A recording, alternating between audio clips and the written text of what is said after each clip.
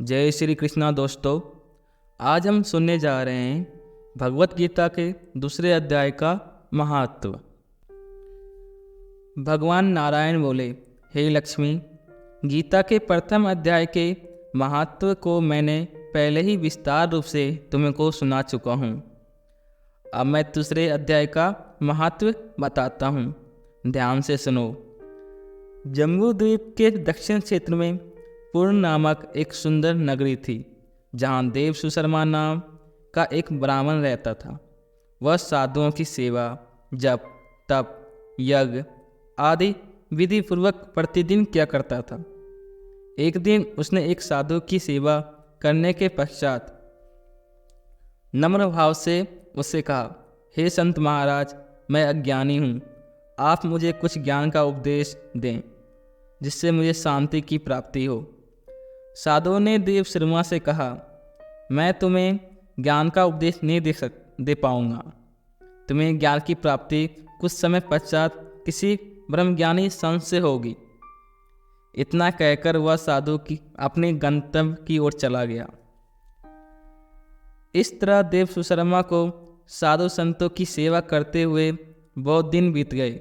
उसका अधिकतर समय देव आराधना में व्यतीत होने लगा।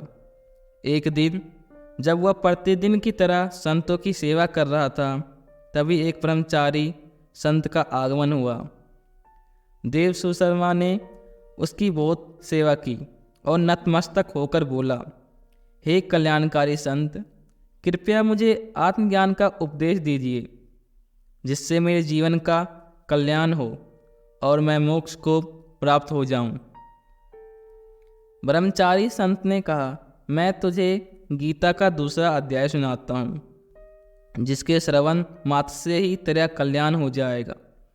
गीता के दूसरे अध्याय को सुनने से पहले भी क्या किसी का कल्याण हुआ है? देव सुशर्मा ने पूछा।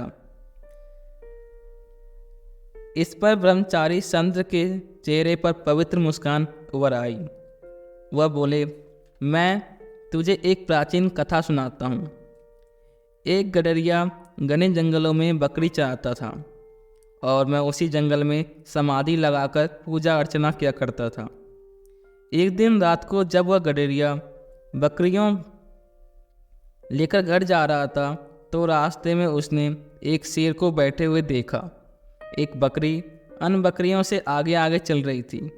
उस बकरी को देखते ही शेर भाग गया। वह गडरिया आश्चर्य से देखता रह गया।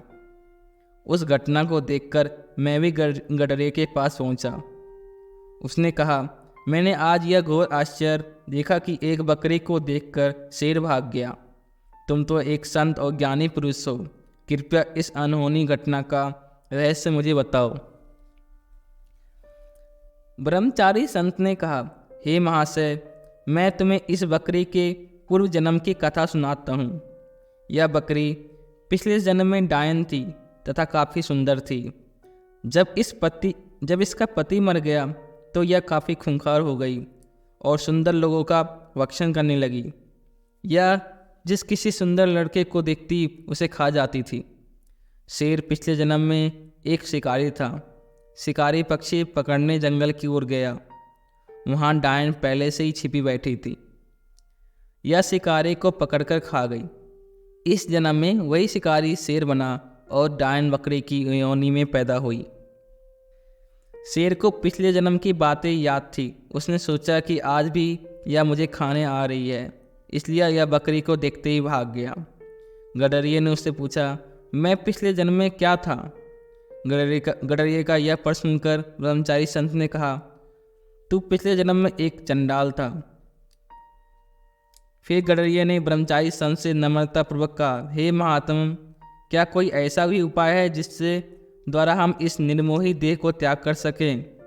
ब्रह्मचारी संत ने कहा, तुम तीनों का कल्याण करने का एक उपाय मेरे पास है। पर्वत की कंदरा में एक शिला थी।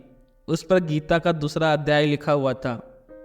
मैंने उस अक्षरों को उस शिला पर देखा था। अब मैं तुम्हें ध्यानमग्न होकर सच्चे हृदय से उस अध्याय के अक्षरों का मर्म सुनाता हूँ। ध्यान से श्रवण करो।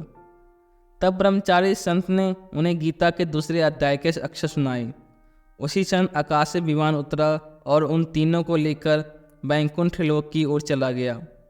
इस प्रकार उन तीनों ने अदम देह को त्याग कर मोक्ष प्राप्त किया।